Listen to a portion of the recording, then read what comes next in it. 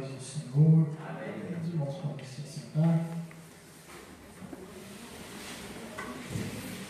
Graças a Deus, nós estamos mais uma vez na casa do Senhor, onde podemos engrandecer o seu santo e glorioso nome. Irmãos, eu quero estar meditando com a igreja no texto da palavra do Senhor, carta de Paulo aos Colossenses, capítulo 4.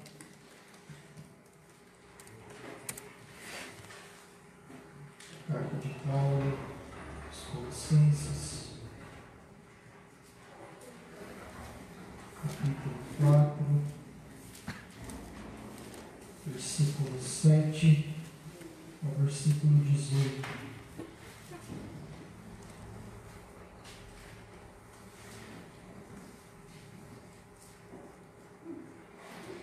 Amém? Diz a palavra do Senhor.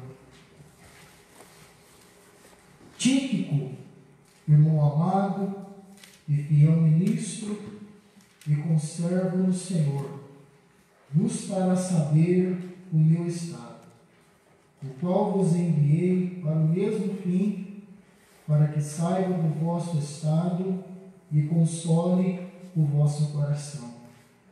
Juntamente com Onésimo, amado e fiel irmão, e é dos vossos, eles vos farão saber tudo o que por aqui se passa.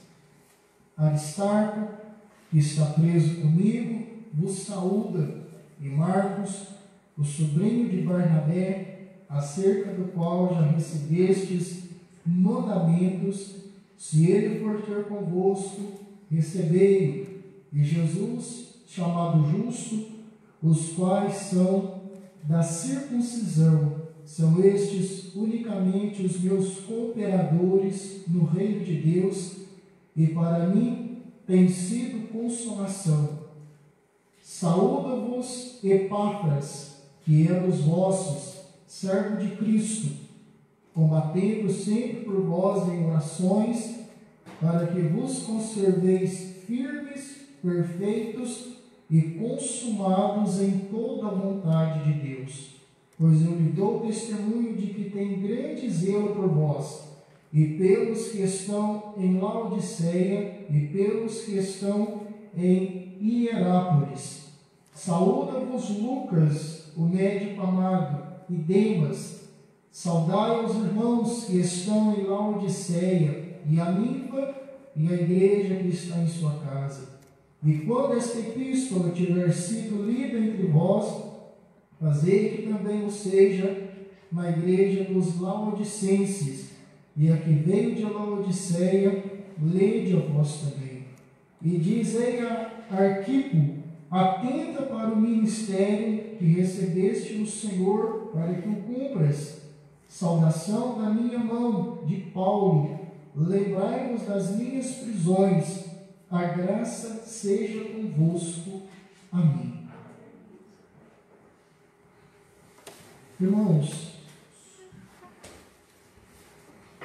nós temos aqui as saudações de Paulo à igreja de Colossos, e talvez os irmãos ficam se perguntando qual o motivo, a razão de nós lermos o desfecho de uma carta, porque talvez nós, ao ler o texto, a carta aos Colossenses, e ver o grande conteúdo maravilhoso que ela possui, mas aqui, irmãos, o Espírito Santo, ele me conduziu até essas últimas saudações de Paulo à igreja de Colossenses.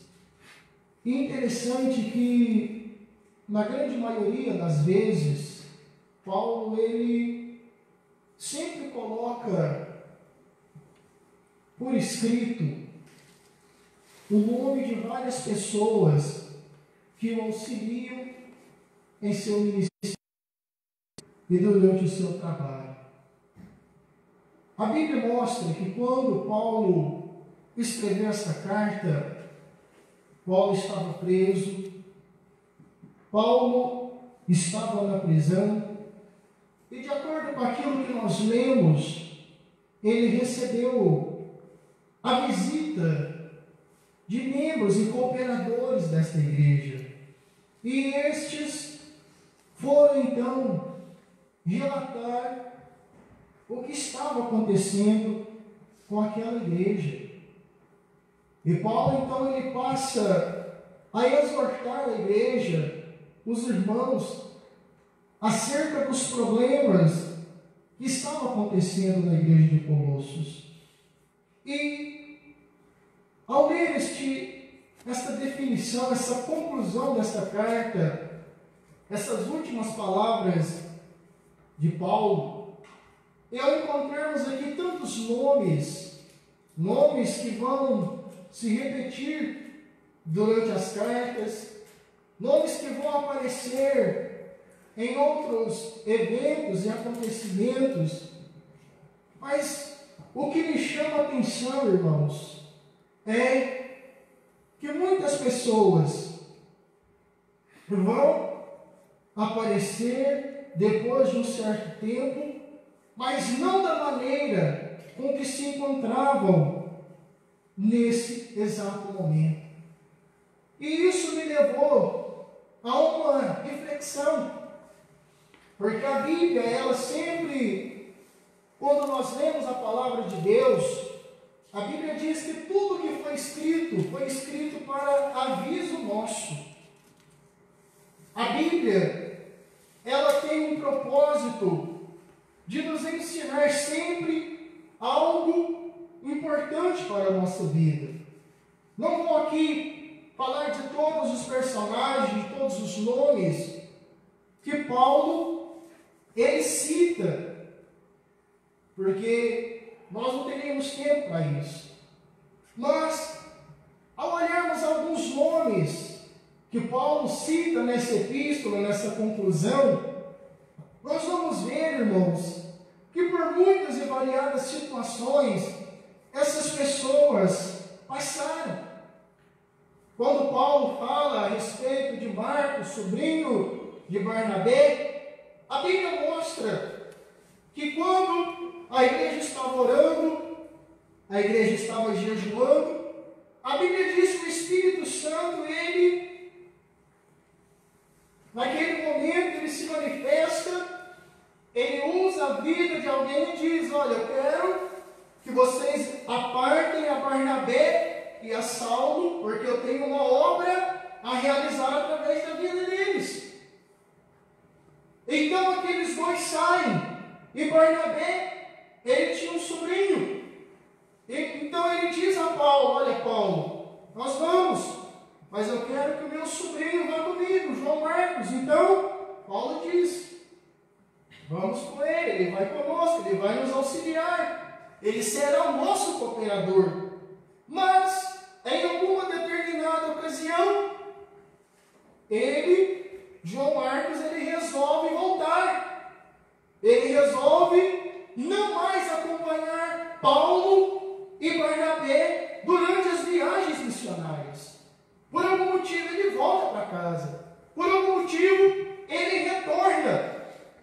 E passado algum tempo, Barnabé, ele chega diante de Paulo e ele diz que queria levar novamente Marcos nas suas viagens missionárias. Então, naquele momento, Paulo não contenda e Paulo não concorda.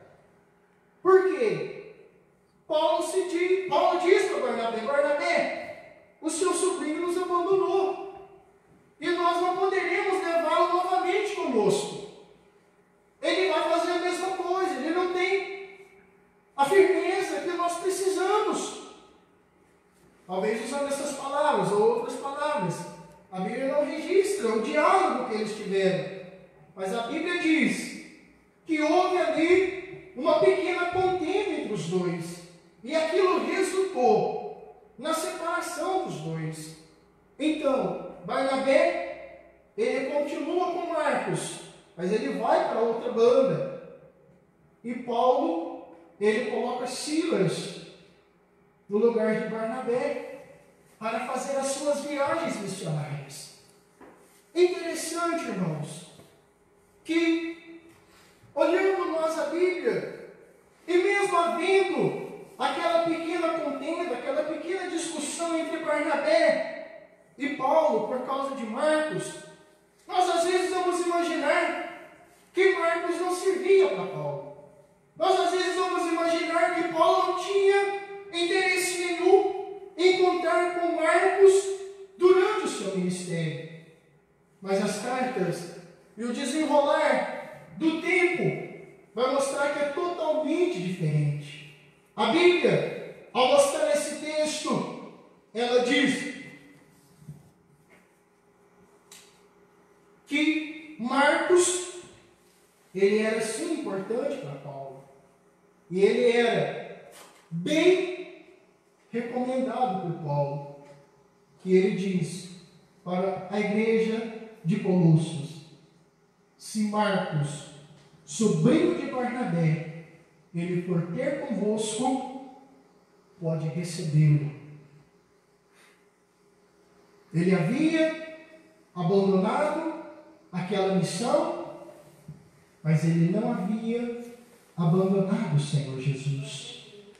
Ele havia, por algum motivo, voltado para sua casa, mas ele não havia deixado os caminhos do Senhor.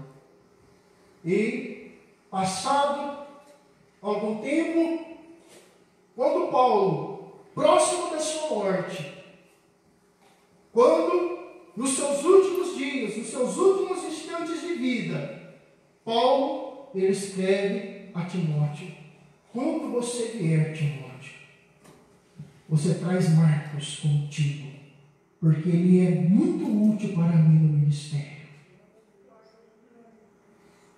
Ele era importante. Ele tinha uma importância para Paulo.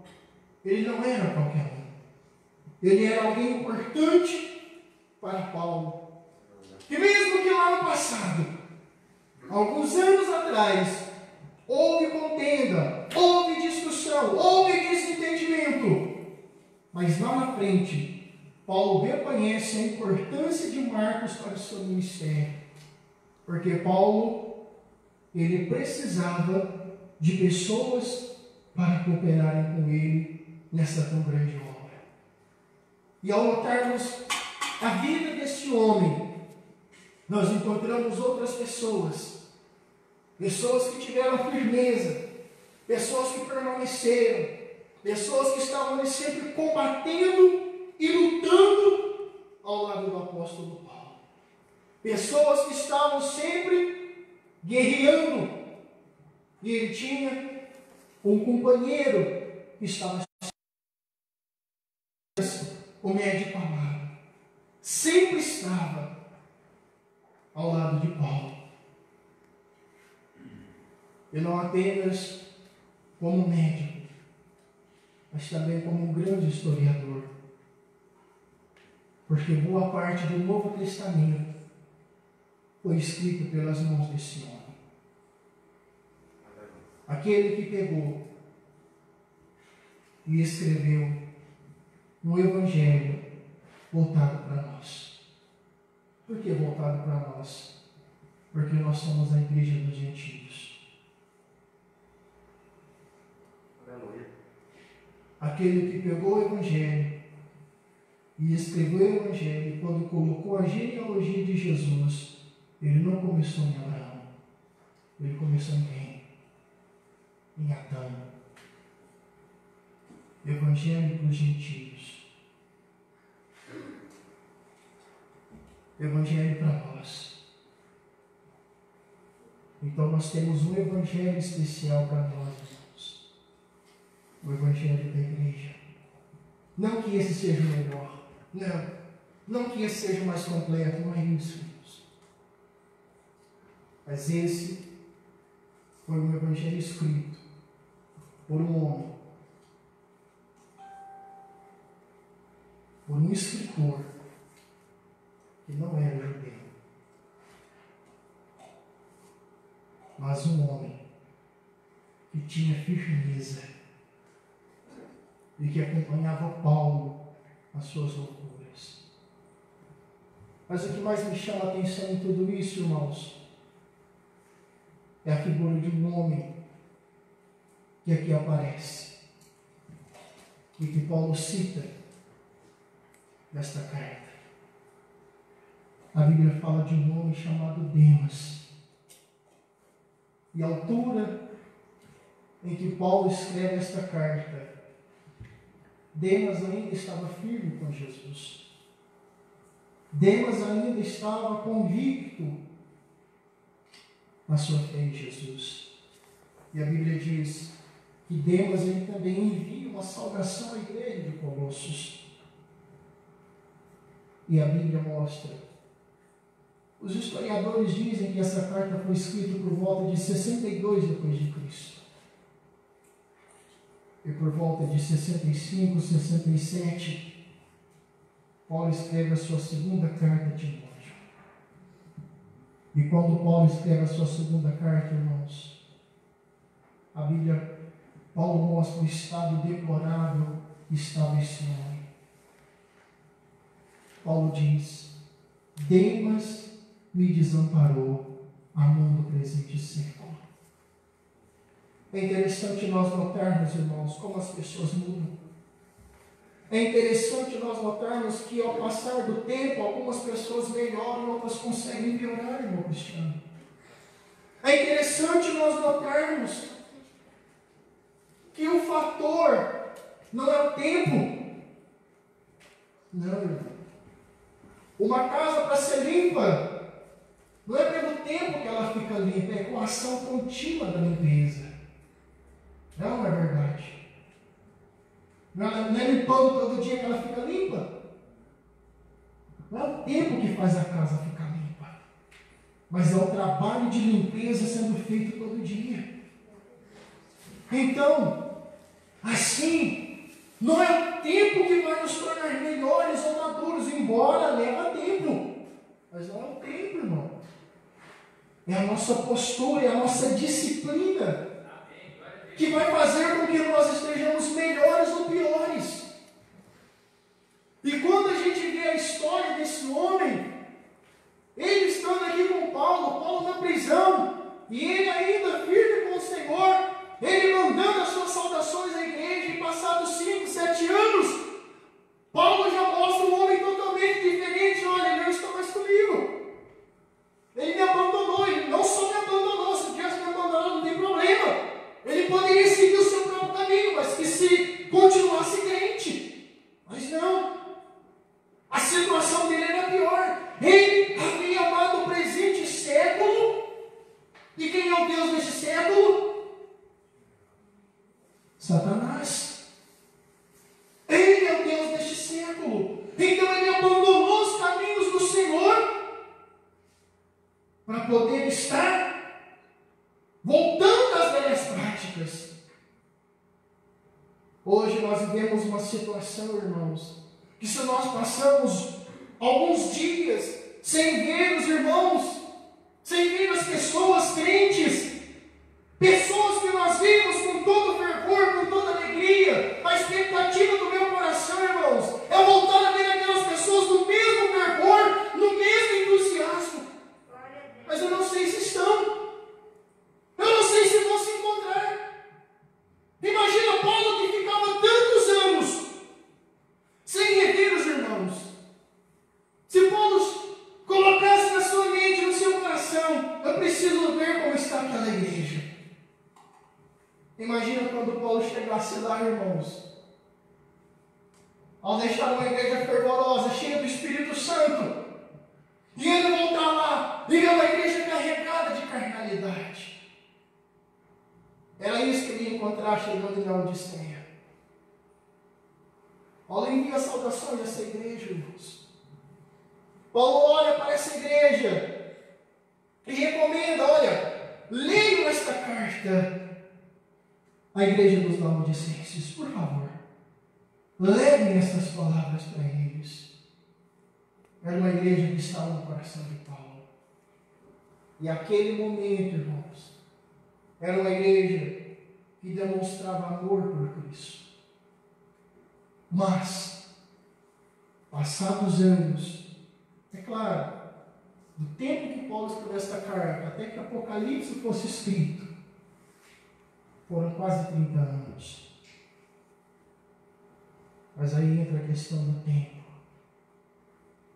O tempo passou.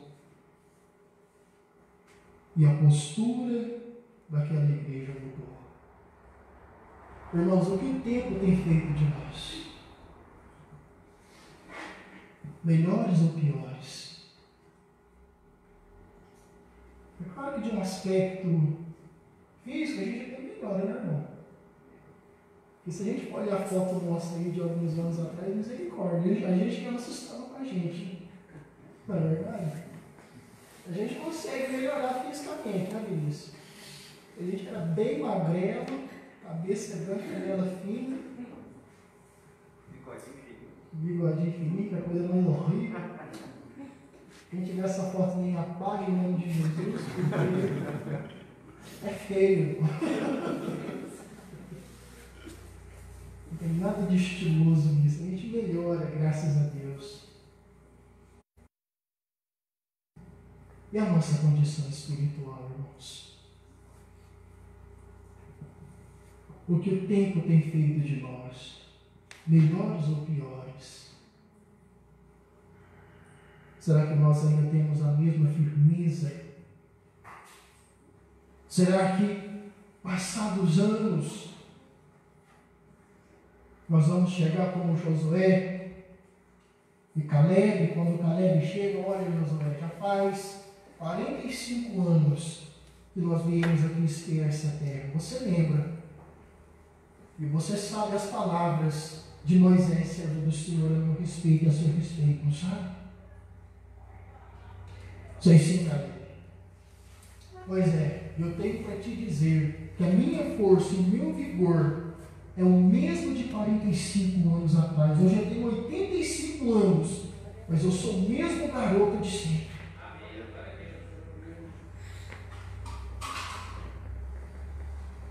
O mesmo vigor. Sabe o que a Bíblia diz, irmãos? Que Deus, Ele multiplica as forças daquele que não tem nenhum vigor.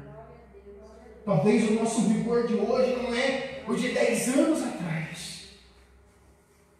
Não há momento para o desespero, irmão. Jesus, o Deus Todo-Poderoso, Ele está aqui para revigorar as nossas forças. Deus está aqui para que nós, a partir de hoje, estejamos diferentes. Nós não vamos fazer como Demas, não, irmãos. Nós não vamos fazer isso, não. Nós vamos permanecer firmes. Nós vamos permanecer melhorando. Nós vamos permanecer lutando. Nós não vamos voltar atrás. Nós não vamos amar esse presente século mal. Mas nós vamos permanecer com Cristo. Os anos vão se passar. As pessoas vão nos rever. E vão se alegrar e saber. Você ainda é crente, graças a Deus. E vou até o fim.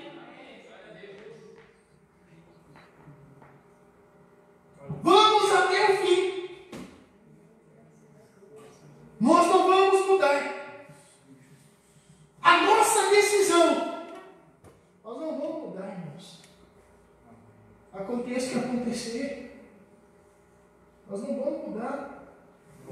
O nosso posicionamento, a nossa confissão, o dia que nós confessamos o Senhor Jesus,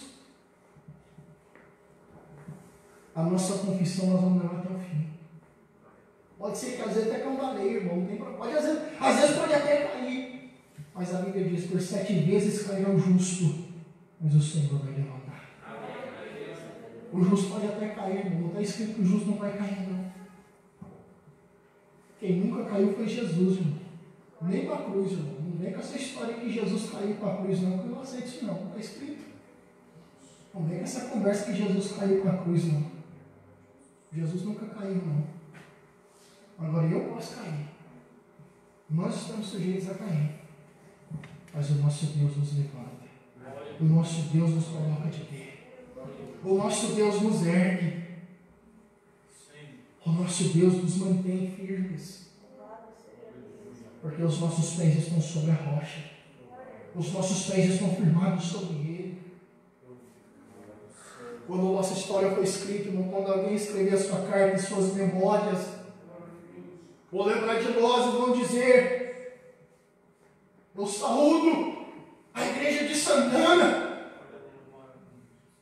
Vão se passar os anos, 20, 30 anos, mas vão olhar para trás e vão dizer: eu saúdo aqueles irmãos que estão firmes até hoje no Senhor, que estão permanecendo no Senhor, que estão passando lutas, tribulações, mas não estão negando o meu nome. É isso, irmãos. É isso que nós precisamos fazer. É assim que deve ser a nossa postura. Combater firme. Combater. Nós não podemos parar de combater, irmãos. O combate é grande. É grande. Mas nós vamos seguir em frente. Nós vamos seguir em frente. Nós vamos estar juntos. Nós vamos estar juntos. Nós vamos caminhar, irmãos. E vamos estar orando para que ninguém fique para trás.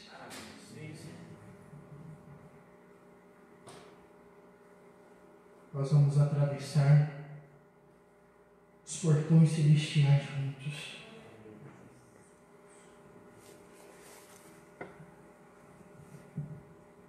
Nós vamos continuar firmes com o Senhor. Vamos fazer como Deus, não, irmãos. Não vamos fazer, não. Às vezes nós podemos até ter problemas, desentendimentos, mas nós vamos enganando. Ele é importante para mim. Ele serviu muito para mim.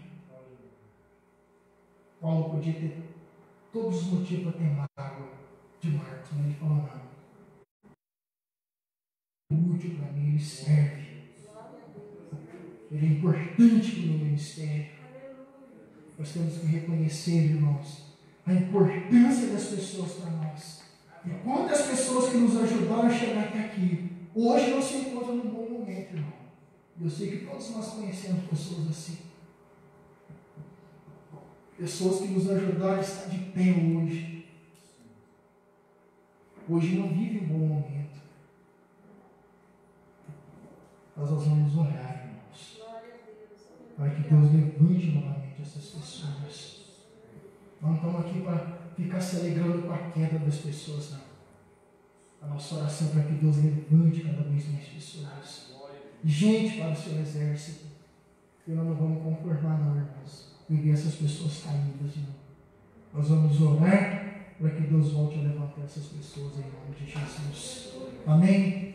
Assim, irmãos, que o Senhor abençoe a igreja. Eu agradeço a oportunidade em nome de Jesus.